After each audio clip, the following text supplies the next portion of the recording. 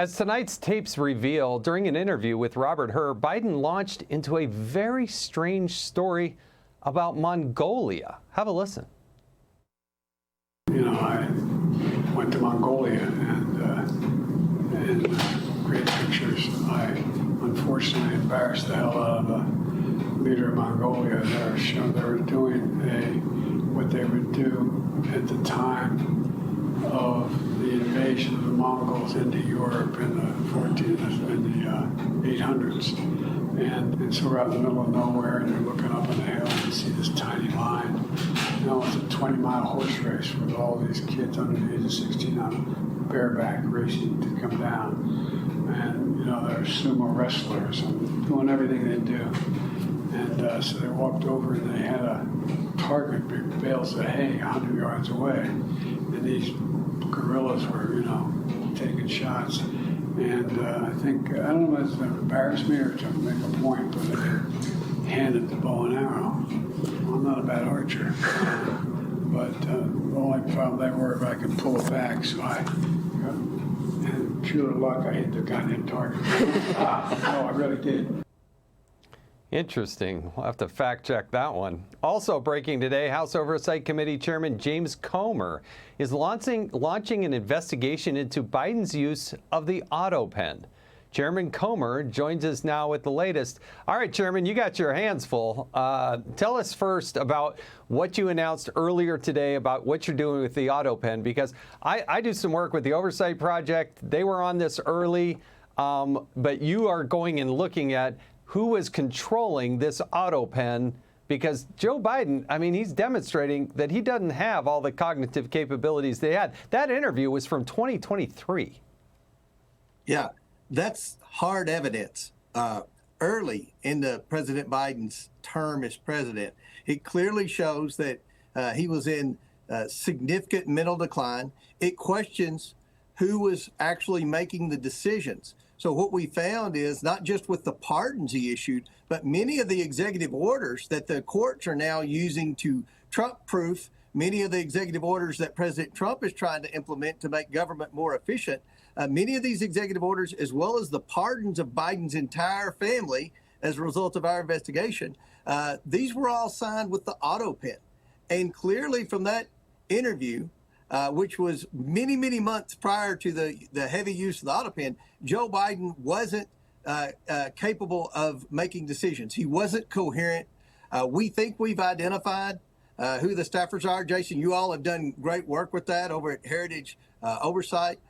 We're going to bring everyone that we believe was involved in any role in the use of the auto pen.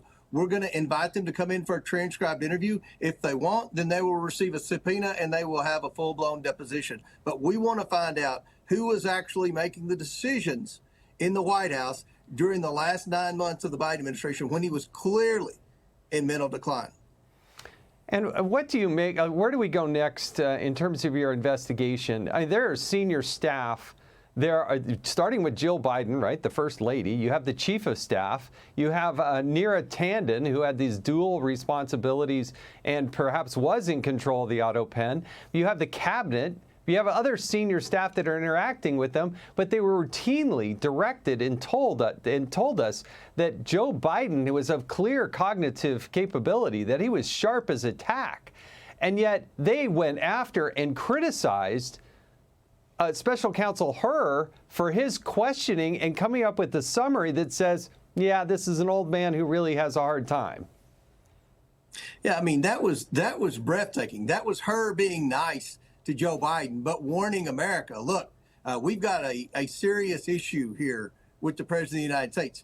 Anytime people like me or Jim Jordan raise the question publicly whether or not Joe Biden was fit to serve as president, people like Jake Tapper and people in the legacy media attacked us. They called us insincere, rude, just the worst names in the world. Now they've all turned on a dime, and they're doing what we knew all along. They're trying to say, oh, there was a cover-up.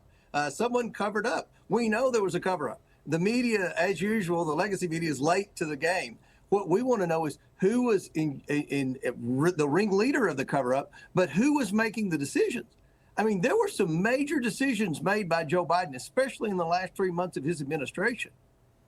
Who made those decisions? Somebody has to give the authority to use the auto pen. Obviously, Joe Biden wasn't the one that stuck the papers and the pardons in the auto pen. Some staffer did that. Who authorized the staffer to do that? There's no paper trail. There's no evidence that we found that that person was Joe Biden. So we're looking at the senior officials, and don't rule out Hunter Biden. He spent a lot of time in the Oval Office in the last 3 months. We know that from press accounts and from sources that were involved in the inner workings of the White House then. Chairman Comer, one last question. That is about this interview, the Secret Service getting involved, bringing in, doing an interview with James Comey. What do you think when you look at this? Do you think this was just some accident that the FBI director, former FBI director, didn't know what he was posting up about Donald Trump being obviously number 47? My opinion of Comey is so bad, I don't know that I could give a fair and balanced answer to that question, Jason. Everything that he was involved in, that I was involved in investigating, there were mistakes made, there were lies told, there was incompetence demonstrated at every step of the way. So my confidence level in James Comey is so low. I could see that he made a simple mistake, but it wouldn't surprise me at all if that was intentional and they were trying to jizz up some type of coup or some type of insurrection, as Jamie Raskin would say, or whatever. Yeah. Look, they're losing their minds over Trump's success in securing the border. All the things the media said President Trump couldn't do that he did in the first 3 weeks of his term has made people like Comey very anxious now, and who knows what led to the decision to post that picture. Chairman Comer, thank you so much. And on your split screen here, you're seeing that Air Force One has touched back down here in the United States of America. The President of the United States and others on that plane. We anticipate, we'll cover live for you when we see the President exit the plane. You never know with Donald Trump. He may step up to the microphone and start answering questions and offering statements. You never quite know. So we'll keep your eyes on it. But the President of the United States now safely back in the United States of America. Hey, Sean Hannity here. Hey, click here to subscribe to Fox News YouTube page and catch our hottest interviews and most compelling analysis. You will not get it anywhere else.